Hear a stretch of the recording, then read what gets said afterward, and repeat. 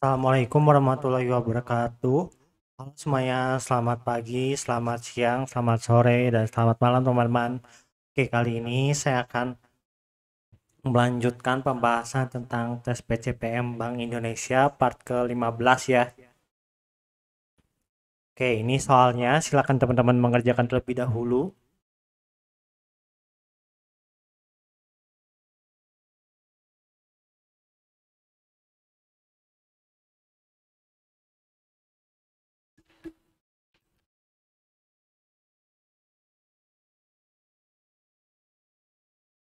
Berikut ini adalah berbagai peran penting yang dilakukan oleh Bank Indonesia dalam menjaga kestabilan sistem keuangan di negara ini.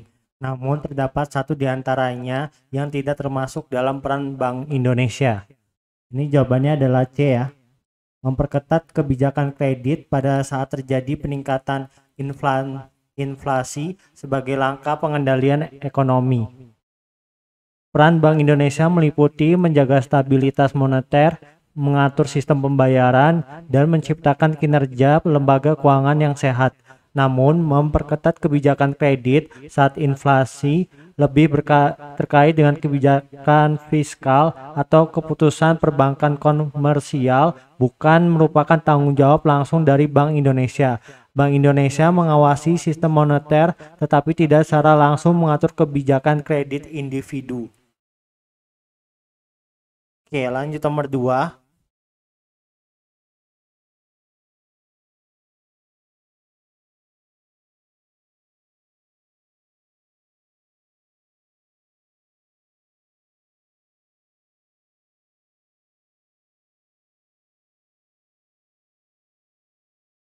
Berikut adalah berbagai fungsi yang dapat dilakukan oleh sebuah bank sentral dalam menjalankan perannya sebagai pengatur utama dalam sistem keuangan suatu negara. Dari pilihan di bawah ini, hanya satu yang benar-benar mencerminkan tugas pokok bank sentral. Ini jawabannya adalah E. Mengeluarkan serta mengedarkan alat pembayaran yang sah seperti uang kertas dan uang logam yang diakui dan digunakan secara resmi dalam sistem ekonomi negara tersebut. Salah satu tugas utama bank sentral adalah mencetak, mengeluarkan, dan mengedarkan alat pembayaran yang sah seperti uang kertas, logam untuk memastikan adanya alat tukar yang dapat diterima dalam transaksi di seluruh negeri.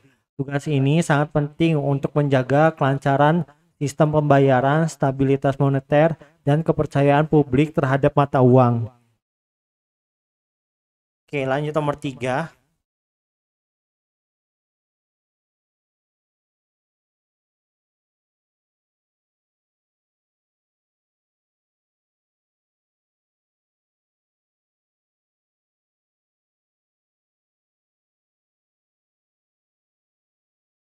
Berikut ini adalah beberapa aktivitas yang termasuk dalam pengelolaan uang yang dilakukan oleh Bank Indonesia, namun terdapat satu pilihan yang tidak termasuk dalam tugas Bank Indonesia terkait pengelolaan uang. Pilihlah jawaban yang bukan merupakan bagian dari tugas pengelolaan uang oleh Bank Indonesia. Ini jawabannya adalah E.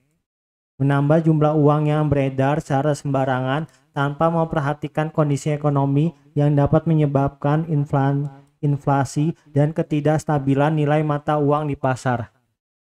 Bank Indonesia tidak memiliki kebijakan untuk menambah jumlah uang yang beredar secara sembarang tanpa mempertimbangkan kondisi ekonomi. Penambahan jumlah uang harus didasarkan pada perencanaan dan pengawasan ketat untuk menjaga stabilitas moneter. Jika dilakukan tanpa kontrol yang tepat, hal ini dapat menyebabkan inflasi dan menurunkan kepercayaan terhadap mata uang. Oke, lanjut nomor 4.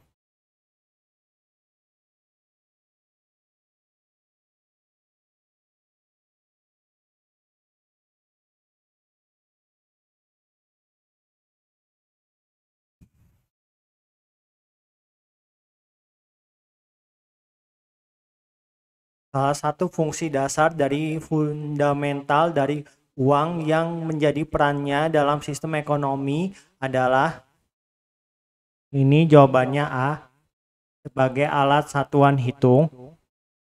Fungsi asli uang adalah alat satuan hitung. yang sangat penting karena memungkinkan penentuan dan perbandingan nilai barang serta jasa dengan cara yang terstandarisasi. Dengan menggunakan uang sebagai satuan hitung, individu dan organisasi dapat menetapkan harga, melakukan transaksi, dan menghitung nilai secara konsisten dalam sistem ekonomi. Fungsi ini memungkinkan sistem ekonomi untuk beroperasi dengan efisien dan memudahkan perdagangan dan transaksi. Opsi lainnya, meskipun juga merupakan fungsi dari uang, lebih merupakan aplikasi atau konsekuensi dari penggunaan uang dalam konteks ekonomi, bukan fungsi dasarnya. Oke, lanjut nomor 5.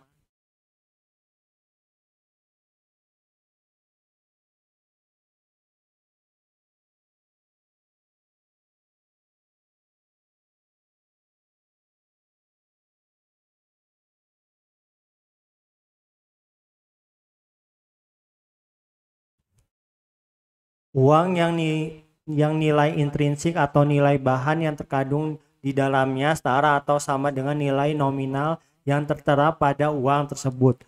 Disebut dengan, ini jawabannya adalah C, uang nilai penuh. Uang yang disebut nilai penuh adalah uang di mana nilai intrinsik atau nilai bahan yang digunakan untuk mencetak uang tersebut sama dengan nilai nominal yang tertera pada uang itu. Dalam hal ini, jika Anda memiliki uang dengan nilai nominal tertentu, nilai bahan dasar yang digunakan untuk membuat uang tersebut seperti logam atau kertas juga memiliki nilai yang setara dengan nilai nominalnya. Misalnya, jika sebuah koin bernilai $1, dan bahan baku koin tersebut juga memiliki nilai $1, maka koin tersebut disebut sebagai uang nilai penuh. Konsep ini berbeda dengan uang nilai tidak penuh, di mana nilai bahan baku yang digunakan tidak mencerminkan nilai nominal yang tercantum pada uang tersebut. Opsi lain tidak sesuai, seperti uang nilai standar dan uang nilai sebenarnya, tidak menggambarkan konsep kesetaraan antara nilai bahan dasar dan nilai nominal secara spesifik. Kalau uang nilai tidak standar dan uang nilai tidak penuh menggambarkan situasi di mana nilai bahan baku tidak mencerminkan nilai nominal uang, bukan sebaliknya. Oke, lanjut nomor 6.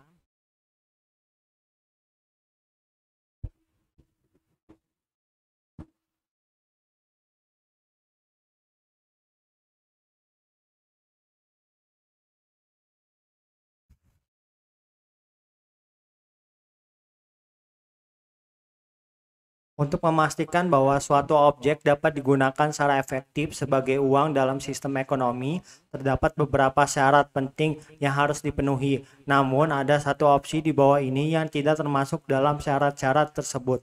Pilihlah jawaban yang bukan merupakan syarat agar suatu dapat dijadikan sebagai uang. Ini jawabannya D ya. Harus bisa berfungsi sebagai simbol gaya hidup atau status sosial seseorang, bukan hanya sebagai alat untuk melakukan transaksi atau mengukur nilai.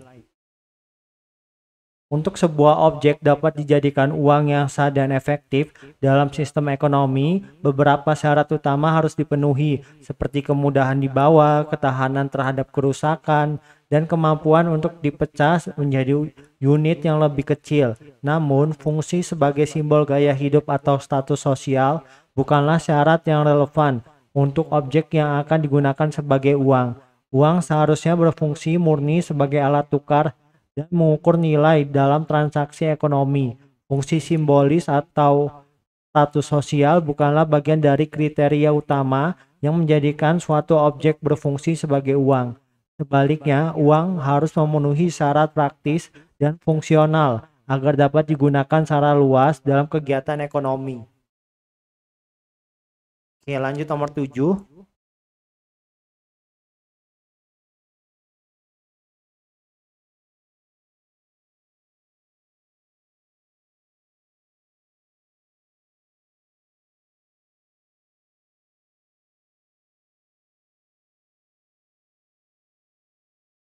Salah satu kebijakan yang dikeluarkan oleh bank sentral yang terkait dengan aktivitas pembelian dan penjualan surat berharga kepada masyarakat umum untuk mempengaruhi jumlah uang yang beredar dan kondisi pasar uang disebut juga sebagai, ini jawabannya E ya, operasi pasar terbuka. Operasi pasar terbuka adalah kebijakan yang dilaksanakan oleh bank sentral dengan cara membeli atau menjual surat berharga di pasar terbuka. Tujuan dari kebijakan ini adalah untuk mengatur jumlah uang yang beredar dalam perekonomian dan mempengaruhi kondisi ekonomi secara keseluruhan, seperti suku bunga dan inflasi. Kalau yang A itu adalah istilah, ini tidak relevan dengan kebijakan bank sentral mengenai pembelian atau penjualan surat berharga. Screening tidak merujuk pada praktik kebijakan moneter. Kalau yang B, ini adalah kebijakan terkait dengan jumlah uang tunai yang harus disimpan oleh bank untuk memenuhi kewajiban jangka pendek dan bukan merupakan kebijakan yang melibatkan transaksi surat berharga. Kalau yang C, ini adalah persyaratan yang mengatur berapa persen dari simpanan yang harus disimpan oleh bank di bank sentral seperti cadangan. Kebijakan ini tidak melibatkan pembelian atau penjualan surat berharga. Kalau yang D, kebijakan ini mengatur suku bunga diskonto untuk pinjaman bank dari bank sentral. Ini bukan kebijakan yang melibatkan transaksi surat berharga di pasar terbuka. Oke, lanjut nomor 8.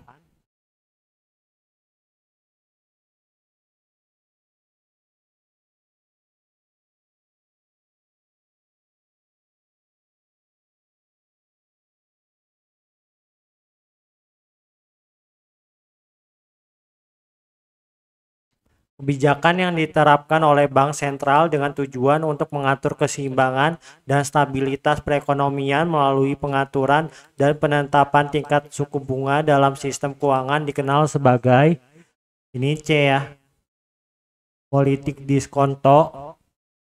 Ini adalah kebijakan yang diterapkan oleh bank sentral untuk mengatur suku bunga diskonto, yaitu tingkat bunga yang dikenakan pada pinjaman yang diberikan oleh bank sentral kepada bank-bank komersial. Dengan mengubah suku bunga diskonto, bank sentral dapat mempengaruhi biaya pinjaman bagi bank-bank komersial, yang pada gilirannya mempengaruhi tingkat suku bunga yang ditawarkan kepada nasabah dan dampaknya terhadap keseluruhan perekonomian. Ini adalah salah satu alat utama dalam kebijakan moneter untuk menjaga keseimbangan perekonomian, pengendalian inflasi, dan mempengaruhi pertumbuhan ekonomi. Oke, lanjut nomor 9.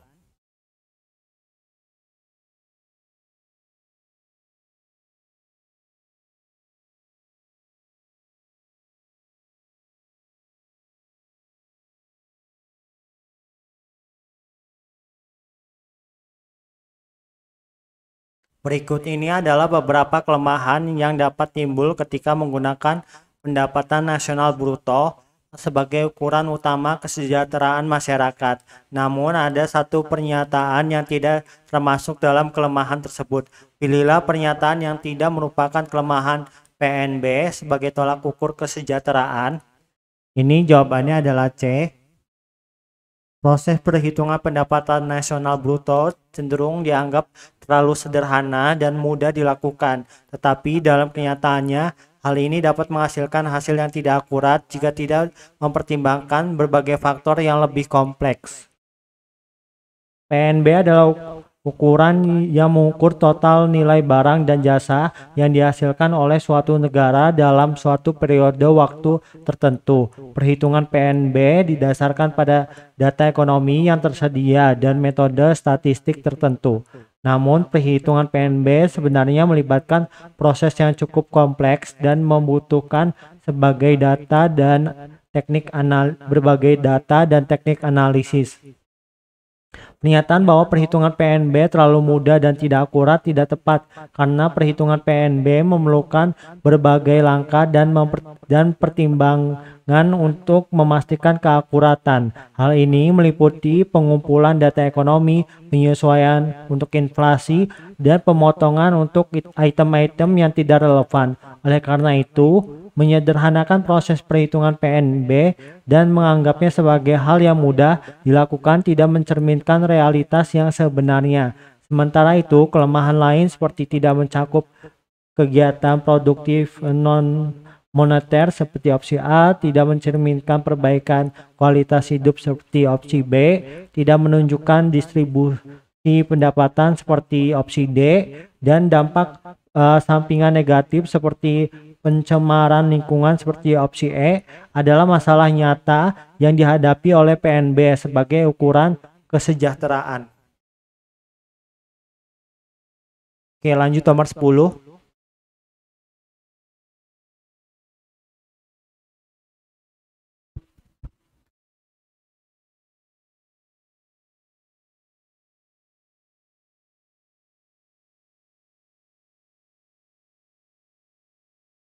Nah,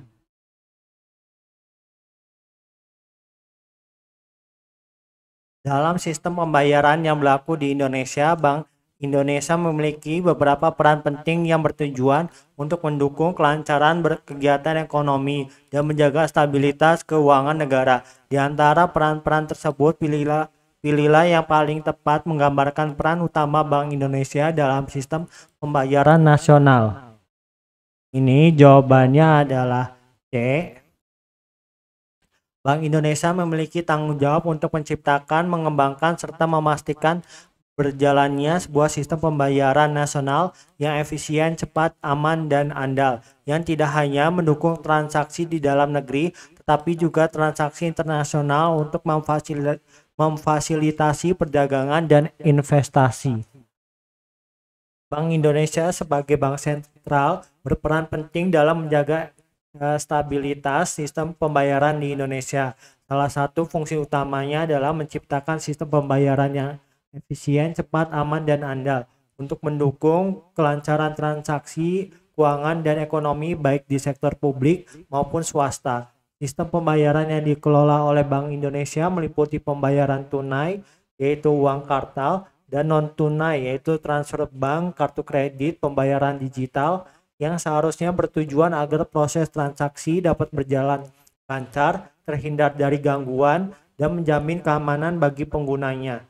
Selain itu, Bank Indonesia juga bertanggung jawab untuk memastikan bahwa sistem ini terus berkembang dan mengikuti kemajuan teknologi, serta mampu mendukung transaksi lintas batas atau internasional yang penting dalam perdagangan dan investasi global. Oke, lanjut nomor 11.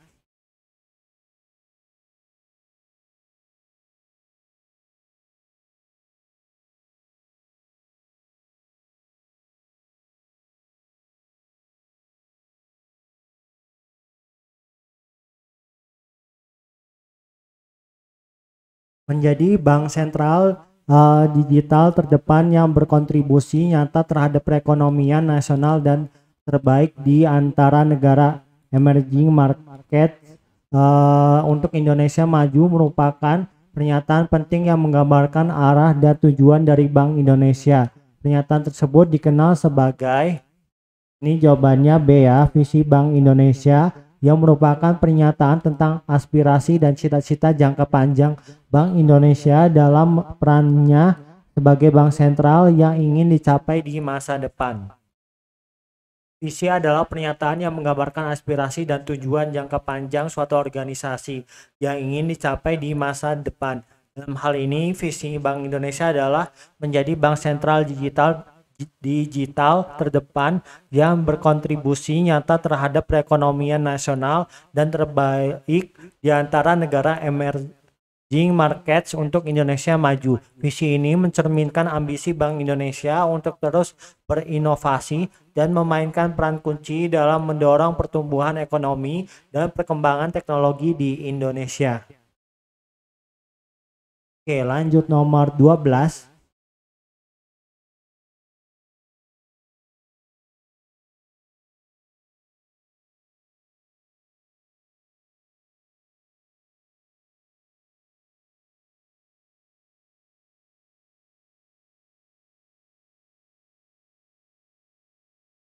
Oke, perhatikan cuplikan wacana berikut ini. Bank Indonesia masih memproses perizinan akuisisi perusahaan layanan transportasi daring Gojek terhadap dua perusahaan teknologi finansial atau Techfin, yaitu Kartuku dan Mitrans.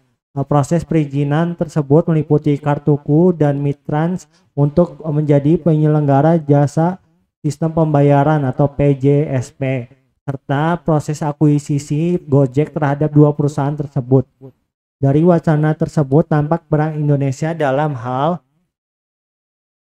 ini jawabannya B ya, perizinan, yaitu sebagai pihak yang bertanggung jawab untuk memberikan izin resmi kepada perusahaan atau entitas dalam sektor finansial dan sistem pembayaran agar dapat beroperasi secara sah. Dalam cuplikan wacana tersebut, Bank Indonesia terlibat dalam proses perizinan akuisisi yang dilakukan oleh Gojek terhadap Kartuku dan Mitrans, serta memberikan izin kepada Kartuku dan Mitrans untuk menjadi penyelenggara jasa sistem pembayaran atau PJSP. Ini menunjukkan bahwa Bank Indonesia berperan dalam aspek perizinan, yaitu memberikan izin secara resmi yang diperlukan agar perusahaan-perusahaan tersebut dapat beroperasi dalam sektor sistem pembayaran secara legal. Opsi lain seperti regulator, pengawasan, operator, dan konsultan juga merupakan peran penting dalam konteks lembaga keuangan. Tetapi dalam kasus ini, fokus utama adalah pada proses perizinan yang dilakukan oleh Bank Indonesia. Oke, lanjut nomor 13.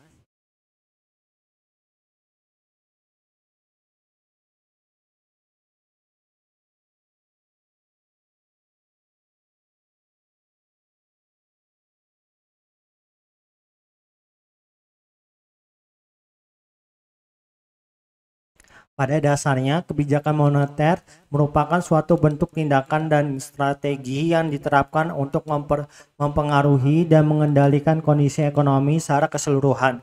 Kebijakan ini dirancang untuk mempengaruhi jumlah uang yang beredar serta tingkat suku bunga dalam perekonomian. Dengan tujuan tertentu, di antara pilihan berikut, manakah yang paling tepat menggambarkan esensi dari kebijakan moneter? Ini jawabannya adalah A. Usaha yang dilakukan untuk mengendalikan dan mengatur kondisi ekonomi makro secara keseluruhan, termasuk pengelolaan inflasi, tingkat pengangguran, dan pertumbuhan ekonomi dengan menggunakan berbagai instrumen moneter seperti suku bunga dan operasi pasar terbuka. Kebijakan moneter bertujuan untuk mengatur kondisi ekonomi makro dan mempengaruhi jumlah uang yang beredar dan suku bunga. Pengelolaan inflasi, mengendalikan inflasi dengan menyesuaikan suku bunga. Kalau tingkat pengangguran, mempengaruhi pengangguran melalui perubahan suku bunga yang mempengaruhi investasi dan konsumsi. Pertumbuhan ekonomi, menstimulasi atau menahan pertumbuhan ekonomi dengan instrumen moneter seperti operasi pasar terbuka. Oke, lanjut nomor 14.